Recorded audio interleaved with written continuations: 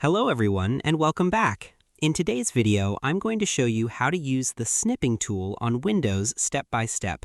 The Snipping tool allows you to capture screenshots of your screen quickly and easily, making it perfect for saving information, creating tutorials, or sharing content with others. So let's get started.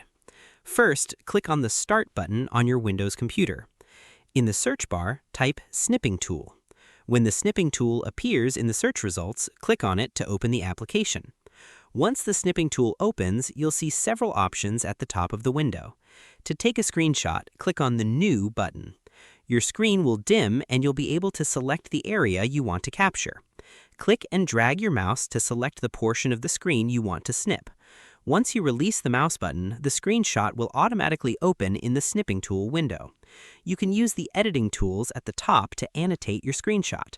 For example, you can use the pen tool to draw on the image, the highlighter tool to emphasize important information, or the eraser tool to remove annotations. If you want to capture a specific type of screenshot, click on the Mode or Snipping Options menu. You can choose from Rectangular Snip, Freeform Snip, Window Snip, or Full Screen Snip depending on your needs. The Snipping tool also allows you to delay screenshots. Click on the Delay option and select the number of seconds you want to wait before the screenshot is taken. This feature is useful when capturing menus or other elements that disappear when you click away. After editing your screenshot, click the Save icon in the top right corner. Choose a location on your computer, enter a file name, and click Save. You can also click the Share button to send the screenshot directly to another app.